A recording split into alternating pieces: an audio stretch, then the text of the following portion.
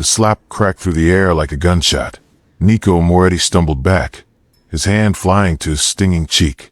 Every person in the crowded lounge froze. The music seemed to die instantly. You could hear a pin drop on the marble floor. They all looked at Clara. She was just a girl in a cheap uniform. She was a nobody who worked a cloakroom. And she had just done the unthinkable. She had slapped the cousin of the most dangerous man in the city. Everyone expected Clara to be dragged out in chains. They expected her to disappear forever.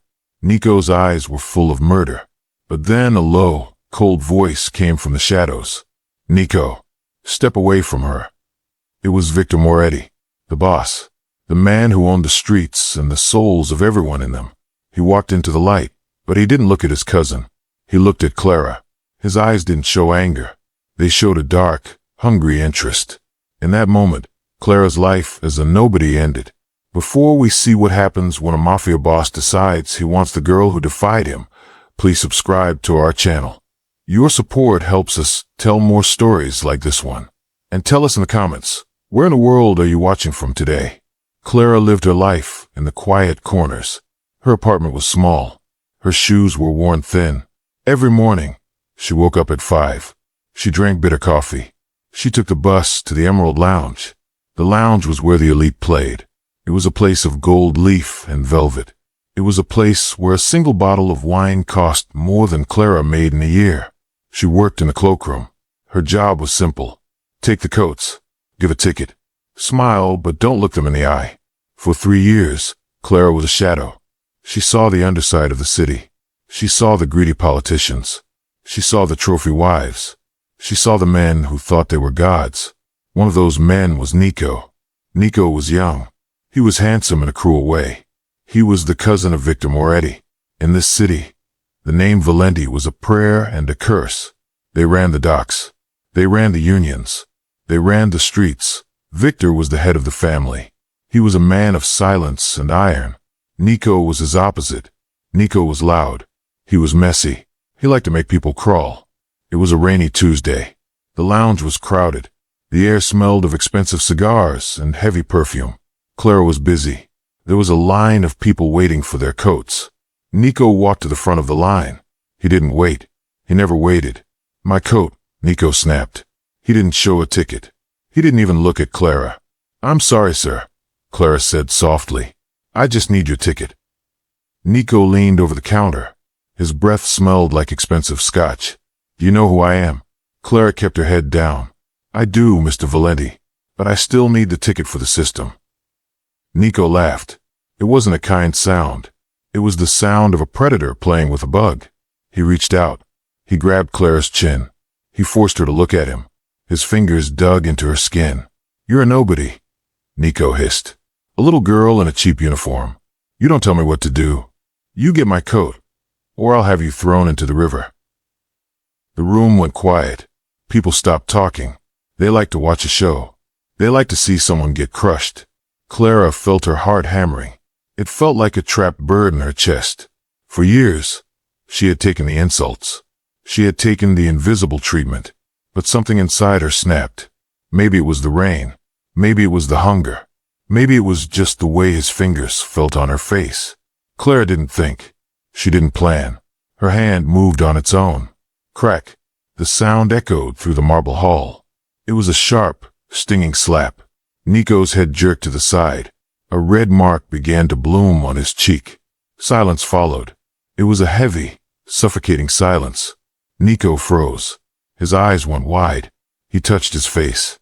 He looked at Clara like she was a ghost that had just bitten him. You hit me," Nico whispered. His voice was trembling with rage. "You're dead. You're a dead woman." He lunged across the counter. He reached for her throat. Clara backed away, her heart stopping. She knew this was it. This was how her story ended. "Nico." The word wasn't loud. It was a low rumble. It was like distant thunder. Everyone turned. Standing at the entrance of the lounge was a man. He was tall. His suit was blacker than the night. His hair was dark. His eyes were like flint. This was Victor Moretti, the boss. Nico stopped. He dropped his hand. "Dante, look at this. This trash slapped me.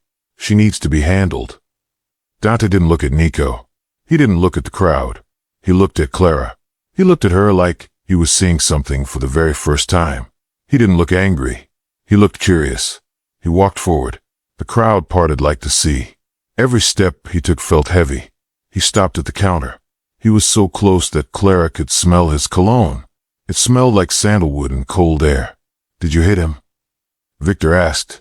His voice was smooth. It had no edge, but it had all the power in the world. Clara swallowed hard. She expected to die. She might as well be honest. "Yes," she said. Her voice shook, but she didn't look away. "Why?" Victor asked. "He was being a bully," Clara said. "He was hurting me. I'm a person, even if he doesn't think so." Dante looked at Nico. Nico was puffing out his chest. "She's lying. She's just a peasant. Kill her, Victor, or let me do it." Dante turned back to Clara. He reached out. Clara flinched. She expected a blow. Instead, his fingers were gentle. He touched the red marks Nico had left on her chin. His touch was warm. It sent a shiver down her spine. "He touched you first," Victor stated. It wasn't a question. "Yes," Clara whispered. Dante turned to his guards. Two large men moved forward instantly. "Take Nico home," Victor ordered. "Tell his father he needs to learn how to speak to a lady. If he ever touches her again, he loses the hand." Nico's face went pale. "Dante, you can't be serious. She's nobody." "She isn't nobody," Victor said. He looked at Clara again. A small, dark smile touched his lips. "She's the first person in this city with enough spine to tell a Valenti no." The guards dragged Nico out. The crowd began to murmur. The show was over, but the story was just beginning. Victor stayed. He leaned against the counter. "What is your name?" he asked. "Clara," she said. "Clara," he repeated. He said it slowly. He tasted the name. "Go home, Clara. You're done for the night." I can't," she said. "I need the shift. I need the money." Dante reached into his pocket. He pulled out a clip of bills. He laid $100 bill on the counter. Then another. Then 5 more. "Go home," he said. "Get some sleep. Someone will pick you up tomorrow." "Pick me up? Why?" Clara asked. Dante didn't answer. He just turned and walked away. His long coat billowed behind him. Clara watched him go. She felt like she was standing in the middle of a whirlwind. Clara didn't sleep that night. Every time she closed her eyes, she felt the sting of the slap. She felt the warmth of Victor's hand. She was terrified. Men like Victor didn't just give out money. They didn't just protect girls and cloakrooms. There was always a price. The next morning, at 9 o'clock, there was a knock on her door. Clara lived in a building with peeling wallpaper. The hallway always smelled like fried onions. She opened the door. Standing there was a man in a suit. He was one of Victor's guards. "Mr. Valenti is waiting," the man said. "Waiting where?" Clara asked. "In the car." Clara looked out her window. A long, black limousine was parked at the curb. It looked like a shark in a bathtub. It didn't belong in this neighborhood. Clara changed her clothes. She put on her best dress. It was a simple blue thing she had bought at a thrift store. She brushed her hair. Her hands were shaking. She walked down the stairs. She felt like she was walking toward her own execution. The guard opened the car door. The interior was cool. It smelled like leather. Victor was sitting in the back. He was reading a newspaper. He looked up when she entered. "You look tired," he said. "I didn't sleep much," Clara admitted. "Good," Victor said. "That means you understand the situation. You did something brave last night. But brave people usually end up dead." "Are you going to kill me?" Clara asked. Dante folded his paper. "No, I like brave things. I have enough cowards in my life. I have enough people who tell me what I want to hear. You told the truth with your hand." The car began to move. Clara looked out the window. They were leaving her neighborhood. They were heading toward the hills. They were heading toward the mansions. "Where are we going?" she asked. "You're a nobody to everyone, Clara," Victor said. "I want to see what happens when you're somebody. We're going to lunch. You're going to be my guest." "I don't belong there," Clara said. "I decide who belongs," Victor replied. The lunch was at a private estate. It was beautiful. There were fountains. There were gardens. There were men with cold eyes and women with frozen faces. When Victor walked in with Clara on his arm, the room went silent. Clara felt like an imposter. She felt like a bird in a cage of gold. People whispered. They stared at her cheap dress. They stared at her worn shoes. A woman approached them. She was beautiful. She was wearing a dress that cost more than Clara's life. "Dante," the woman said. Her voice was like honey. "Who is this charming little thing?" "This is Clara," Victor said. The woman looked Clara up and down. She sneered. "She looks like she lost her way to the kitchen. Is she the new help?" Clara felt the heat rise in her cheeks. She wanted to run. She wanted to hide. But then, she felt Victor's hand on her back. It was firm. It was supportive. "Actually," Victor said. His voice was cold. "Clara is the woman who put Nico in his place last night. She has more courage in her little finger than you have in your whole body, Sophia." The woman, Sophia, turned pale. The whispers stopped. "She is my guest," Victor continued. "Treat her as such, or you can leave my house." The rest of the lunch was a blur. Clara didn't eat much. She watched. She listened. She realized that these people were afraid of Victor, but Victor wasn't like them. He was bored by them. He spent the whole time looking at her. He asked her about her life. He asked about her dreams. "I want to go to school," Clara told him. "I want to be a teacher." "A teacher," Victor said. He nodded. "You want to give people something they don't have. Knowledge. Power." "I just want to help," Clara said. After lunch, Victor drove her back.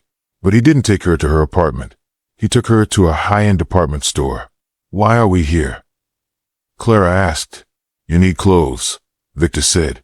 "I can't afford this," Clara said. "I'm not asking you to pay," Victor said.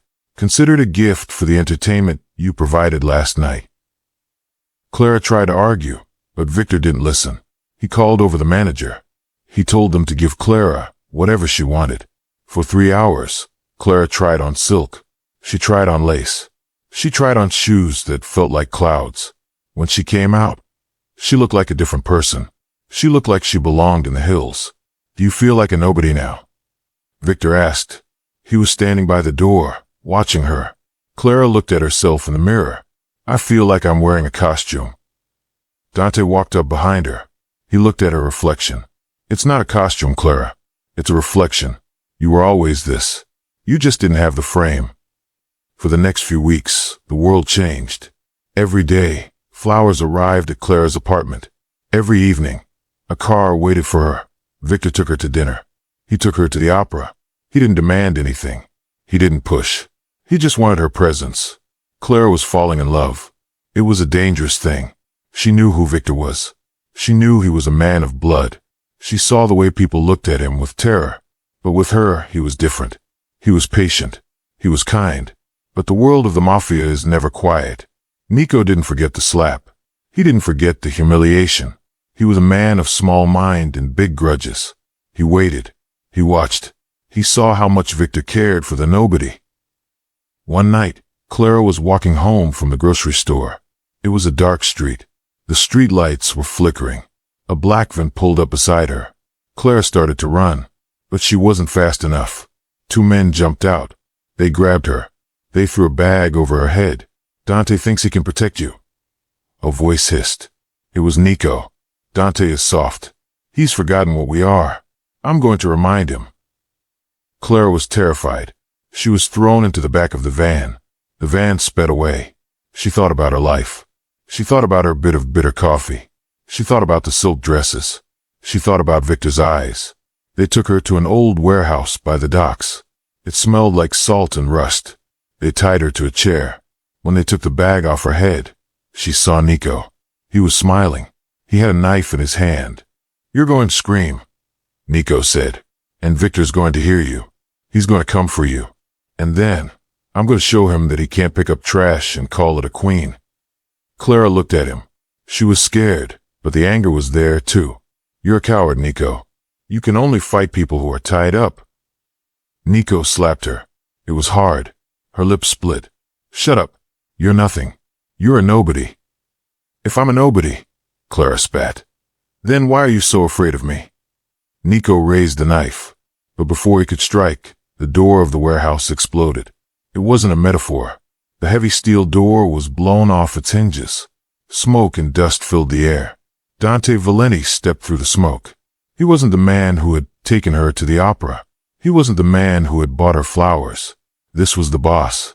This was the man who ruled the city. He held a gun in each hand. His eyes were cold. They were dead. "Nico," Victor said. The word was a death knell. "Dante, stay back," Nico shouted. He grabbed Clara. He put the knife to her throat. "I'll do it. I'll kill her." Dante didn't stop. He walked forward. He didn't even look at the other men in the room. They were already dead.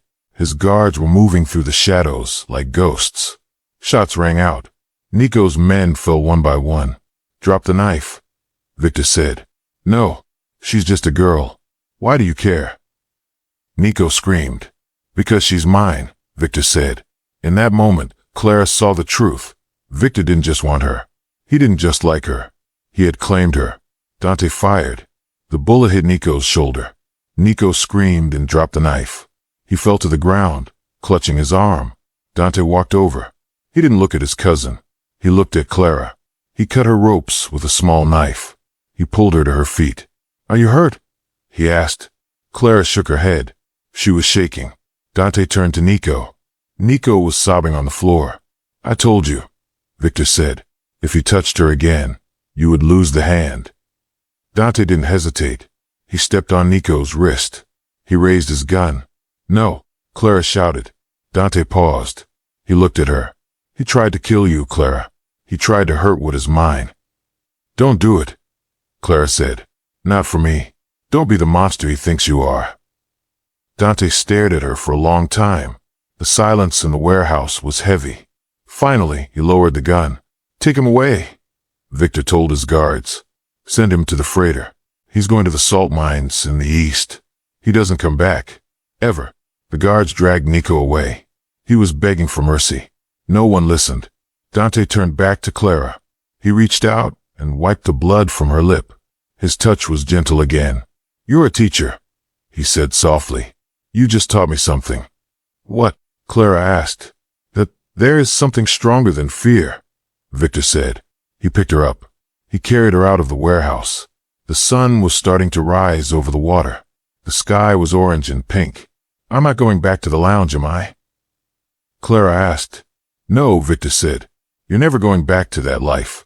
You're not a nobody anymore, Clara. You are the woman who tamed the Valenti family." Clara leaned her head against his chest.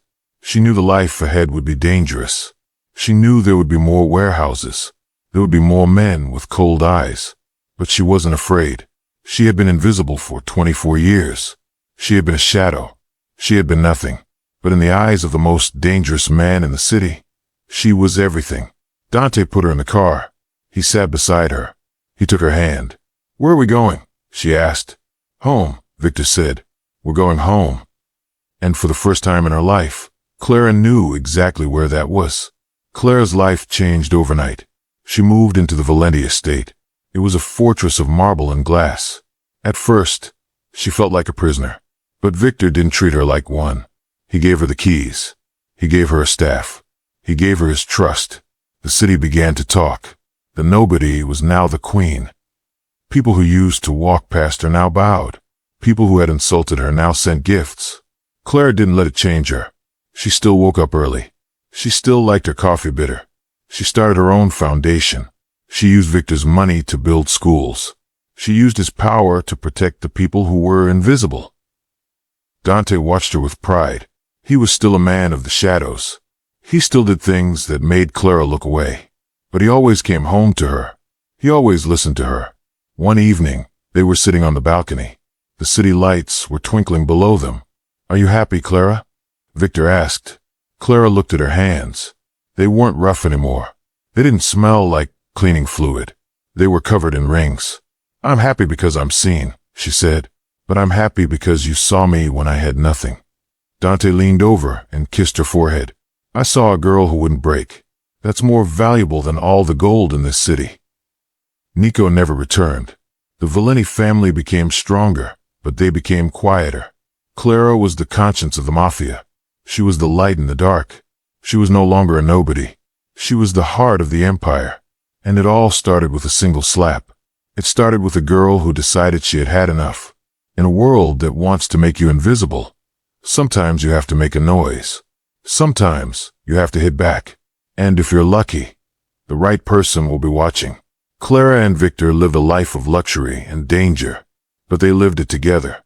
They were the king and queen of a city that finally knew her name. Clara never forgot where she came from. Every year, on the anniversary of the slap, she went back to the Emerald Lounge. She didn't go to drink. She went to the cloakroom. She would find a girl working there.